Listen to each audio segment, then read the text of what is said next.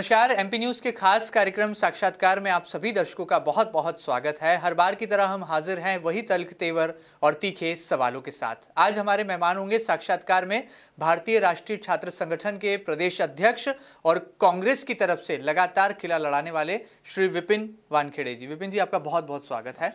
विपिन वानखेड़े यूं तो छात्र राजनीति का वो चेहरा है जो कि लगातार सुर्खियों का विषय भी बना रहता है और लगातार कांग्रेस में संगठनात्मक स्तर पर खुद की काबिलियत को यहां पर उसका लोहा मनवाते हुए 3 बार चुनाव जीतकर अब प्रदेश अध्यक्ष के पद पर लगातार 7 सालों से कायम हैं। ऐसे में अब जब मध्य प्रदेश में सत्ता में वापसी कर चुकी है कांग्रेस पार्टी, तो क्या रणनीति है उनकी? हालांकि पिछले दिनों जरूर वो विधानसभा चुनाव हार गए, लेकिन कहा जाता है कि हार के बाद ही जीत है। अब उसी रीत पर वो आगे कदम बढ़ा रहे हैं। किस तरह की रणनीति है और क्या लोकसभा चुनाव में भी कहीं कोई युवाओं के लिए वो संभावनाएं देखते हैं? तमाम मसलों पर बात करेंगे। विपिन जी, दुर्भाग्य रहा कि आप विधानसभा चुनाव हार गए और आपकी पार्टी सरकार में आ गई। किस तरह से उस चुनौती को याद करते हैं और अब जब लोकसभा चुनाव का काउंटडाउन शुरू हो चुका है तो क्या रणनीति है आपके मन में? देखिए, मुझे पार्टी ने जिस सीट से चुनाव लड़ाया था वो पार्टी के नजरिए में सी कैटेगरी की सीट थी और वहां पर पार्टी को हर चुनाव में 52,000 के लगभग वोट मिला करते थे। लेकिन इस बार कांग्रेस पार्टी ने वहां पर 80,000 वोट हासिल किए हैं, यानी कि 28,000 मतों का हम लोगों ने डेवलपमेंट किया है। 28,000 मत ज्यादा मिले हैं। तो मैं मानता हूं कि यही मेरी और कांग्रेस पार्टी की जीत है।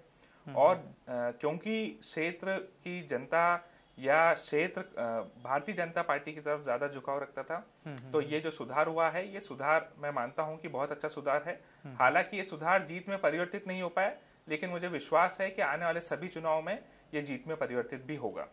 चलिए, बड़ी बात है। यहाँ पर आने वाले समय में, यानी कि इस 5 साल की जो परीक्षा दी है, ये 5 साल बाद इसके परिणाम जो है देखने को मिलेंगे, क्योंकि कांग्रेस का जो संगठन है वो आगर विधानसभा में खड़ा करने में कामयाब रहे हैं श्री विपिन वानखेड़े। विपिन भाई, क्या मानते हैं? लोकसभा चुनाव बिल्कुल सिर पर है और कांग्रेस पार्टी को अच्छे चेहरों की तलाश है, तो क्या आपके चेहरे में वो तमाम खूबियां हैं कि लोकसभा चुनाव में भी आप एक उम्मीदवार के तौर पर अपनी पार्टी का चेहरा बन सकते हैं?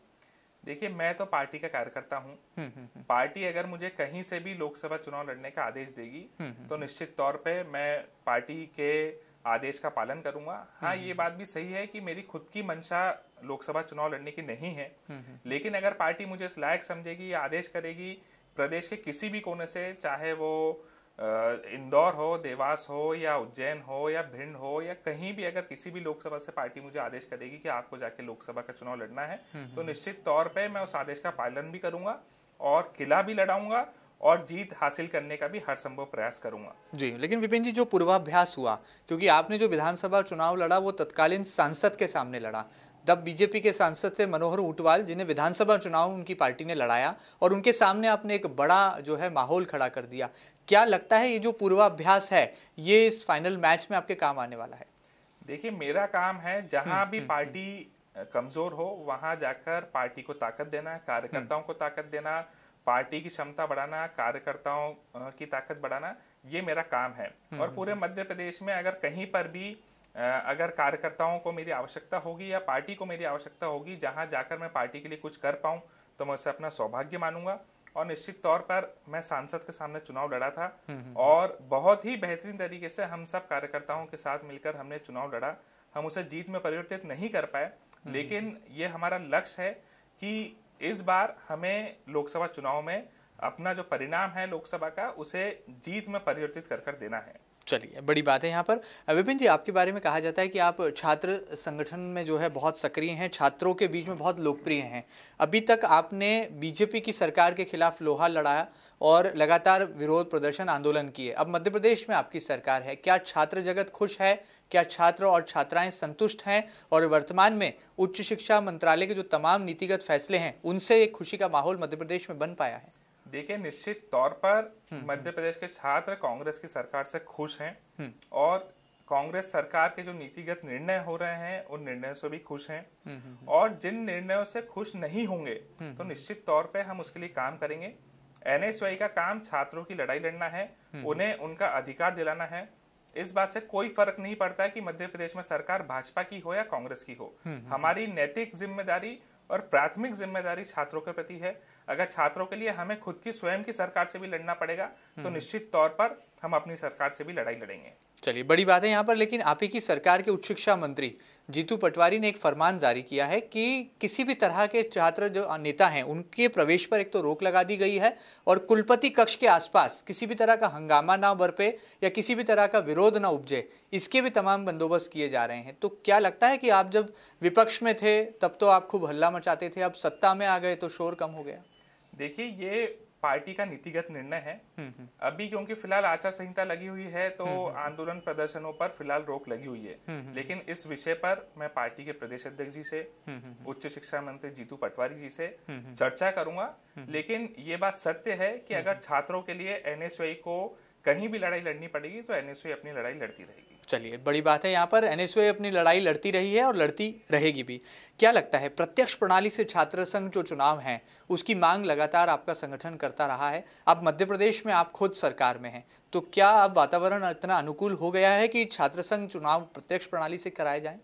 अगर मध्य प्रदेश में छात्र संघ चुनाव प्रत्यक्ष प्रणाली से नहीं कराए गए तो जिस प्रकार से एनएसयूआई भाजपा की सरकार का विरोध करती थी उसी प्रकार से कांग्रेस की सरकार का भी विरोध करेगी। हम संकल्पित हैं मध्य प्रदेश में छात्रों को उनका अधिकार दिलाने के लिए, उन्हें उनका मताधिकार दिलाने के लिए।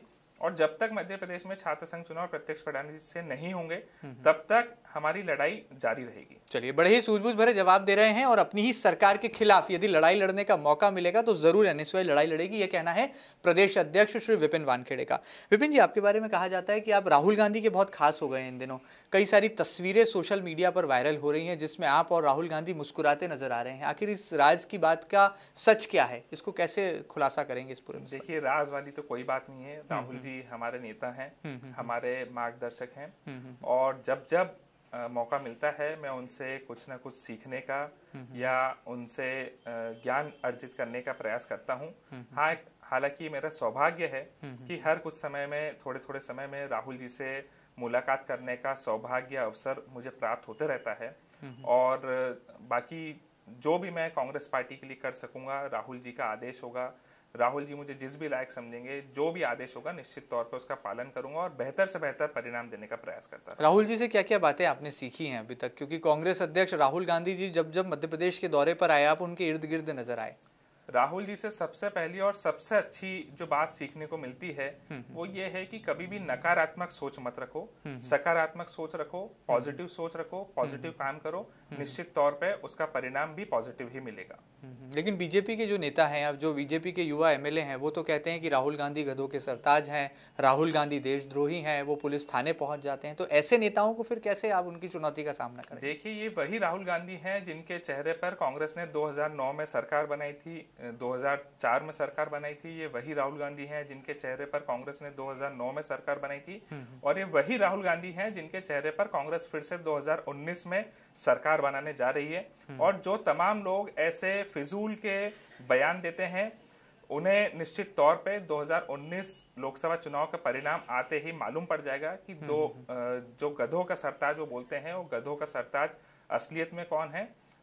जो बयान वो देते हैं वो बयान हमारे नेता के लिए है या उनके नेता नरेंद्र मोदी पर सूट करेगा, ये लोकसभा चुनाव के परिणाम आते ही इस बात की पुष्टि भी हो जाएगी। चलिए विपिन जी, एक बात बताइए कि राजनीति में ऐसा देखने में आता है कि आपको सीधी लड़ाई लड़ना पड़ती है, तेज तर्रार बयान देना होते हैं, लेकिन आप ये जो दूसरे तरह की राजनीति है इससे दूर रहते हैं।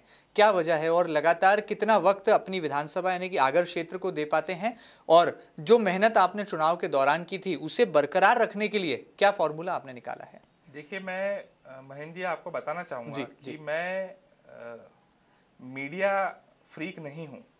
मुझे मीडिया में बहुत ज्यादा दिखने का शौक नहीं है।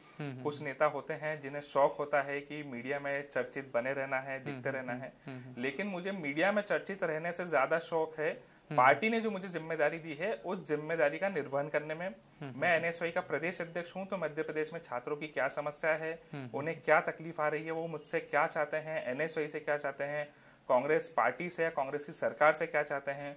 अगर पार्टी ने मुझे आगर विधानसभा से चुनाव लड़ाया था तो आगर की जो लगभग 2.25 लाख जनता है वो कांग्रेस पार्टी से क्या चाहती है, कांग्रेस की सरकार से क्या चाहती है, उनके प्रत्याशी से क्या चाहती है, मैं अपने काम में और अपनी जिम्मेदारी का निर्वहन करने में ज्यादा विश्वास रखता हूं। यही मेरा कारण है कि पार्टी विश्वास भी करती है और पार्टी मुझे मौका भी देती है। और मीडिया को लेकर मेरा कुछ बहुत ज्यादा लगाव या बहुत ज्यादा रुचि नहीं है। इसी वजह से मीडिया में मैं थोड़ा कम दिखता हूँ। और मेरा मानना है कि मीडिया में दिखने के लिए आप मीडिया के पीछे लगे रहो या मीडिया में दिखते रहो, ये नहीं होना चाहिए, बल्कि आपके काम ऐसा होना चाहिए कि मीडिया खुद आपको कवरेज दे। चलिए, बड़ी बात कर रहे हैं। यहाँ पर युवा नेता जरूर हैं, लेकिन राजनीति का अनुभव कुछ इतना हो गया है और विधानसभा चुनाव लड़ने के बाद मात जरूर उन्होंने खा ली है, लेकिन हार के बाद अब जीत का रास्ता वो ढूंढ रहे हैं। विपिन जी, क्या लगता है, अब आपकी सरकार है, क्या सुनवाई हो रही है एनएसयूआई के नेताओं की, आप जैसे युवा चेहरों की? क्योंकि सरकार में तो आप लोग आ गए, लेकिन सरकार का जो सुख है या कहा जाए कार्यकर्ता की जो सुनवाई है, क्या ये दर्द दूर हो पाया है जो बीजेपी की सरकार में था कि सुनवाई नहीं होती? देखिए, मध्य प्रदेश में 15 साल के बाद कांग्रेस की सरकार बनी है जी। सरकार बनते ही, क्योंकि सरकार में कुछ विधायकों की भी कमी थी, तरह तरह से भारतीय जनता पार्टी सरकार गिराने का प्रयास भी करती रही और तमाम ऐसे विषय थे, क्योंकि 15 साल से भारतीय जनता पार्टी का प्रशासनिक कब्जा बहुत मजबूत तरीके से बंधा हुआ था। तो 15 साल बाद जब सरकार बनी और तमाम चुनौतियों के साथ सरकार बनी और फिर ऊपर से सिर पे लोकसभा का चुनाव, तो ऐसा समय भी कांग्रेस पार्टी के लिए और कांग्रेस की सरकार के लिए कठिन समय है। हाँ, ये जरूर है कि कार्यकर्ताओं की उम्मीद बहुत ज्यादा है। उस उम्मीद पर 100% खरा उतरना अभी एकदम से संभव नहीं है, लेकिन मुझे विश्वास है हमारे मुख्यमंत्री जी पे और कांग्रेस पार्टी के सभी नेताओं पे कि निश्चित तौर पे कार्यकर्ताओं की सुनवाई पूर्ण रूप से होगी भी और उनकी उम्मीदों पर भी पार्टी खरा उतरेगी। माहौल है, लेकिन वो माहौल निश्चित तौर पे कुछ ही समय में ठीक हो जाएगा। चलिए, उम्मीद पर दुनिया कायम है और उम्मीदों की राजनीति पर ही जो है रफ्तार पकड़ रही है फिलहाल एनएसयूआई यानी कि भारतीय राष्ट्रीय छात्र संगठन। विपिन जी, क्या कहना चाहेंगे? जाते जाते लोकसभा चुनाव का काउंटडाउन शुरू हो गया है, उल्टी गिनती शुरू हो गई है। नई सरकार, क्या दावा है कांग्रेस पार्टी का, एनएसयूआई का, और क्या युवा चेहरों पर भरोसा जताएगी आपकी कांग्रेस पार्टी इस लोकसभा चुनाव में? निश्चित तौर पे युवा प्रत्याशियों पे कांग्रेस पार्टी का ध्यान है। हमें खुद को भी ये जिम्मेदारी दी गई है कि युवा प्रत्याशी ज्यादा से ज्यादा प्रदेश में ढूंढे जाएं और उन पे एनालिसिस किया जाए कि कौन कौन से युवा प्रत्याशी जीत अर्जित कर सकते हैं। और बहुत ही स्पष्ट बात है, नरेंद्र मोदी जी का पिछले 5 साल का इतिहास देखा जा सकता है कि उन्होंने कितने वादे किए और उसमें से कितने वादे पूरे किए। और वहीं दूसरी तरफ मध्य प्रदेश में, जो कि सिर्फ 2-2.5 महीने की कांग्रेस पार्टी की सरकार है, उसका एक निर्णय देखा जा सकता है कि उन्होंने कितने वादे किए और उसमें से कितने वादे पूरे किए। निश्चित तौर पे भारतीय जनता पार्टी ने 100% वादे झूठे किए, वादे सभी झूठे निकले और कांग्रेस पार्टी के सभी 100% वादे सत्य निकले। तो निश्चित तौर पे जनता इसका आकलन करेगी, इसके बीच में फर्क भी समझेगी और उस फर्क को देखते हुए ही इस लोकसभा चुनाव में अपना निर्णय लेगी। चलिए, कहा जा सकता है कि मिशन 2018 में जनता ने रिपोर्ट कार्ड मध्य प्रदेश का तो दिखा दिया है, लेकिन अब केंद्र की बारी है और ऐसे में देखना लाजमी हो जाएगा कि मिशन 2019 में जनता जनार्दन रिपोर्ट कार्ड में किस पार्टी को कितने नंबर देती है। एमपी न्यूज के खास सेगमेंट साक्षात्कार में इतना ही। हमारे साथ आज मौजूद रहे एनएसयूआई के प्रदेश अध्यक्ष श्री विपिन वानखेड़े, जो कि बता रहे थे कि कितनी मेहनत उन्होंने विधानसभा चुनाव में की है और अब लोकसभा चुनाव को लेकर भी वो लगातार सक्रिय हैं, अपनी पार्टी की मजबूती के लिए पसीना भी बहा रहे हैं और इस पूर्वाभ्यास को लेकर क्या कांग्रेस पार्टी उनके बारे में सोचती है। हालांकि वो पार्टी यानी कि केंद्रीय आलाकमान के संकेतों का, उनके आदेश का इंतजार जरूर कर रहे हैं, लेकिन तैयार हैं हर चुनौती का सामना करने के लिए। एमपी न्यूज के खास सेगमेंट में आज इतना ही। अगली बार फिर मुलाकात होगी एक और जानी मानी हस्ती के साथ। फिलहाल दीजिए इजाजत और ताजा तरीन खबरों के लिए आप लगातार देखते रहिए आपका अपना न्यूज चैनल एमपी न्यूज। नमस्कार।